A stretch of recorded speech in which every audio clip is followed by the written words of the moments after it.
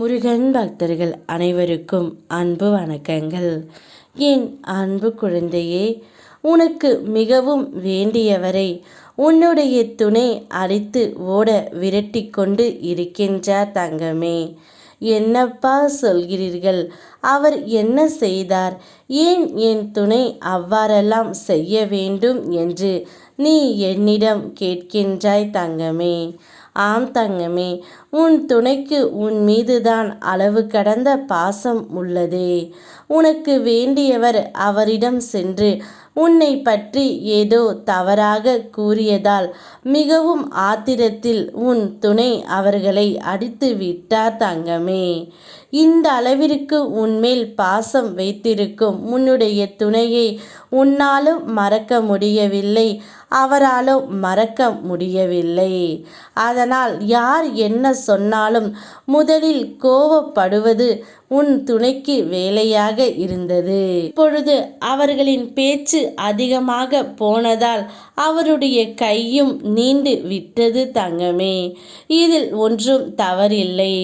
உன்னை பற்றி யார் என்ன சொன்னாலும் கண்ணுக்கு தெரியாமல் நான் அவர்களுக்கு தண்டனை கொடுப்பேன். ஆனால் உன் துணையோ அவர்களுக்கு தெரிந்தே கொடுக்கின்றார். இந்த அளவிற்கு உன்னுடைய துணையின் மனதில் நல்ல மாற்றம் ஏற்பட்டு விட்டது தங்கமே. இனி எதற்கும் நீ கவலைப்பட தேவையில்லை. என் பார்வை உன் மீதும் உன் துணையின் மீதும் விழுந்து விட்டது. இனி நீங்கள் இருவரும் நன்றாக வாழப் போகின்றீர்கள். உங்களுக்கு இருந்த கண் திருஷ்டி எல்லாம் ஓடி விட்டது தங்கமே. இனி உன்னுடைய வாழ்க்கையில் சந்தோஷம் மட்டுமே நிறைந்திருக்கும். உன் மனதில் எவ்வளவு வலிகள் சுமந்தாலும் உன் உதட்டில் எப்பொழுதும் சிரிப்பை வைத்திருக்கும் என் பிள்ளைக்கு வலிகள் போக்கும் மருந்தாக உன் துணை உன்னோடு இருந்து உன் கஷ்டங்கள் அனைத்தையும் போக்குவார். இனி எப்பொழுதும் உன் முகத்தில் அந்த சிரிப்பை உன்னுடைய துணையை நிரந்தரமாக்குவார் தங்கமே. நீ திட்டமிட்டபடியே உன்னுடைய வாழ்க்கை இனி நடக்கப் போகின்றது. பல அதிசயங்கள் நடக்கப் போகின்றது.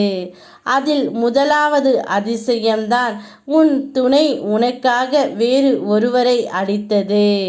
உன் மீது யாராவது தவறாக பேசியதால் அவர்களுக்கு கோபம் வந்து விட்டது தங்கமே. அனைத்தையும் நல்லதாகவே நான் உனக்கு நடத்தி கொடுக்கின்றேன். உன்னுடைய மகிழ்ச்சியை இரட்டிப்பாக நான் தருகின்றேன். உன்னுடைய துணை உனக்காகவே படைக்கப்பட்டவர். மகிழ்ச்சியாக இரு தங்கமே. இனி உன்னுடைய வாழ்க்கையில் நல்லதே நடக்கின்ற காலம். ஓம் முருகா, யாமிருக்க பயமேன்.